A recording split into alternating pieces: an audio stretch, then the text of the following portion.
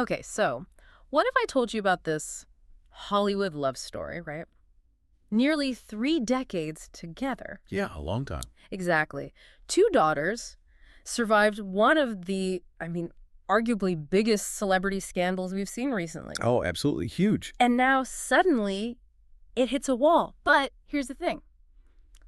Not during the crisis itself, but years after. That's the twist. We are talking about Lori Loughlin, beloved sitcom star, and Mossimo Giannulli, the fashion designer. A real power couple. For a long time anyway. 28 years. They weathered that whole Operation Varsity Blues storm side by side, apparently.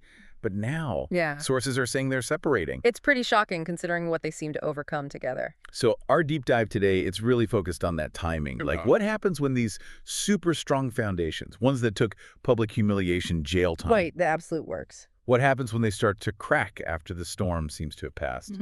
Our mission here is to kind of unpack the details behind these headlines, try and understand why now. Why is their marriage hitting this, crucial turning point years after they went through all that scrutiny together? It really is a compelling story, isn't it? It's like a case study in partnership under, well, just sustained pressure. Yeah. So, just to set the stage for you, they got married back in the late 90s. Right. And for, 2 decades? They really represented this kind of quiet, stable Hollywood power, balancing careers, her acting, his designs. And raising their daughters. Exactly. And until 2019, they were actually known for being super private, like really good at keeping their personal lives out of the spotlight. Which makes this current news feel even more jarring, I guess. Totally. They built this image of being, rock solid, a unit. Okay, so let's unpack this then. Before we dig into the separation itself, we absolutely have to rewind. We need to go back to that moment that stress tested them like nothing else. Operation Varsity Blues. Exactly. Even if the break didn't happen right then, that feels like the origin story for this. It is. The 2019 scandal is the absolute defining event of their life together. It gives you all the context you need for understanding this split, really. Remind us of the core facts again. It was pretty unforgettable. Oh, totally. So the couple was accused, and they later admitted it, paying this massive sum. $500,000. Wow, $500,000. Yeah, to basically misrepresent their daughters as competitive recruits, athletes. Right, to get them into a top university. And when that news broke, it wasn't just Hollywood gossip. It became this huge cultural moment, Yeah. They instantly became the face of educational privilege, ethical questions. Yeah, the backlash was intense, and the cost, it was immediate, wasn't it? Personally, professionally. It's huge. And remember, a lot of people involved fought the charges. But Lori and Mossimo, eventually they pleaded guilty. Right. Lori did 2 months in federal prison. And Mossimo served 5 months. Longer sentence for him. And beyond just the prison time, which, that's traumatic enough. Of course. The public scrutiny was just relentless, nonstop. Their careers basically evaporated overnight, didn't they? Pretty much. Lori lost major acting roles. Yeah. Mossimo's whole brand, that clean, aspirational designer image, severely damaged. Okay, so they both go through this inferno, but what's really fascinating here, and what our sources seem to be pointing at, is how they handled the aftermath. Exactly. This is key. Yeah. The divergence in their recovery strategies after getting out of prison. They went through it together, sure, but they seem to have emerged onto, totally different paths. And that difference, that asymmetry, maybe that's the catalyst for what's happening now. That's the theory sources are hinting at, that friction is potentially what led to this split. Okay, so tell us more about those different paths. How did Lori handle things compared to Mossimo? Well, Lori, she's been a public figure for decades, right? Fuller House, Yeah. Very public face. Exactly. So her approach seemed to be about reclaiming her public narrative almost immediately. She started acting again, slowly, but she did. Okay. And she began making these public statements, very carefully worded, about things like resilience, learning, personal growth, asking for forgiveness. Right, trying to reintegrate publicly, signaling she'd done her time, ready to move forward in the public eye. Precisely. That was her strategy. External recovery. Rebuild the image through work, through managed communication. Okay. But Mossimo, he seemed to do the complete opposite. He really did. The source material points to this pretty profound, maybe lasting withdrawal. He just retreated significantly, from the public eye anyway. So no big comeback tour for him. No. His focus seemed to become much quieter, more inward, more private. He wasn't really seen trying that same kind of public narrative repair that Laurie was attempting. And that right there creates this fundamental friction, doesn't it? You've got one partner pushing back towards visibility, maybe seeking validation through public redemption. And the other pulling away, seeking privacy, maybe? Exactly. Seeking sanctuary through, like, deep, lasting privacy. Withdrawal. Okay, wait, I have to push back on that a little bit, though. Is it really fair to frame Mossimo's withdrawal as, like, a negative thing or a failure? That's a fair point. I mean, after being subjected to that level of public hate and judgment, maybe his reaction to just want real privacy was actually the healthier coping mechanism. Maybe Laurie's need for public validation was, I don't know, less stable. That's a really important distinction. And look, it's probably less about judging which way is healthier in some absolute sense, Okay. and more about how those two very different approaches clashed within the partnership itself. Okay, so it's about the incompatibility. Right. Whether Mossimo was seeking genuine sanctuary or maybe just avoiding more shame, the effect on the marriage seems to have been the same. This growing emotional distance, this experiential gap. How so? Well, think about it. When you go through a major trauma together, the rebuilding process ideally needs to be shared too, right? Makes sense. But if one partner is saying, essentially, we need to face the world again, and the other is saying, no, I need to hide from the world, then the marriage stops being a truly shared experience in that recovery phase. Right, they're on different pages. Completely. And that asymmetry, that difference in fundamental needs or strategies, well, it can breed resentment, miscommunication. And eventually, yeah, the kind of emotional distance that sources are suggesting we're seeing now. Wow. So they survived the external attack, the scandal itself, only to find out the internal roadmap for recovery was just totally different for each of them. That seems to be the narrative emerging, yeah. Okay, let's fast forward then to the period just before the separation news broke. If they managed to get through the legal stuff, the prison time, the immediate aftermath, why are we hearing now that they're living apart? Yeah, that's the million-dollar question, isn't it? We need to look at what happened recently. The actions that maybe signaled something was shifting, perhaps even before they officially called it a break. Right. And this is where you start connecting that potential emotional distance we just talked about with some really concrete, practical actions, financial actions specifically. Okay. The first really big, tangible clue. It involved their lifestyle, their assets. Earlier this year, they put their huge Hidden Hills mansion on the market. Oh, right. I remember seeing that. For like $16.5 million. Exactly. A massive property. That is a huge move, Yeah. especially when you think about a family home, right? Yeah. Something they poured their lives, their money into. It usually represents stability. Totally. Selling that off, it's hard to see that as just, redecorating. Precisely. So the question becomes, was selling the house purely symbolic, like a sign the marriage itself was ending? Right. Or was it maybe also a practical necessity? We have to remember the staggering financial cost of that scandal. The fines were just one part. Right. The legal fees alone must have been astronomical. Millions, likely. Creating this deep financial strain that probably lasted way longer than the prison sentences. Selling a $16.5 million asset. Well, that could easily have been part of some mandatory financial restructuring, a consequence lingering years later. So if sources lean towards symbolic, it tells us they were consciously dismantling the shared environment they'd built. Yeah. But if it was necessary, maybe out of financial pressure, it suggests that stress was still eating away at their foundation, even years later. Either way you slice it. Right.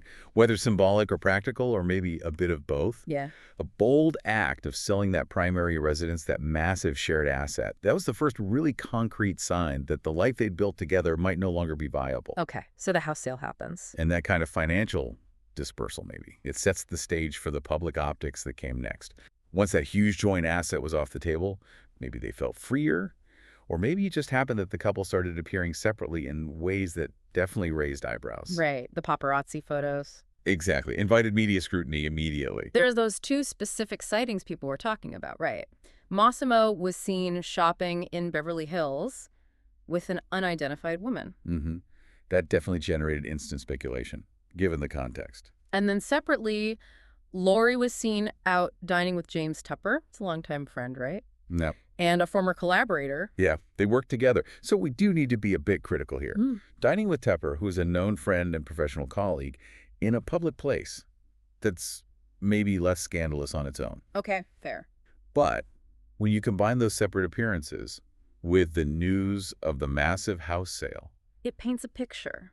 It really does. It suggested to the public, at least, that maybe they weren't prioritizing their shared time anymore, or their shared public image as a couple. Like they were operating as two separate individuals again. Exactly. Two separate entities in two separate spheres, which lines up perfectly with that idea of emotional distance we discussed, maybe stemming from those different post-prison strategies. So the argument then is, the house sale maybe symbolized the end of their joint financial and physical life. And these separate outings sort of confirmed the end of their shared emotional life, or at least signaled a major shift. It's like a tragedy unfolding in slow motion.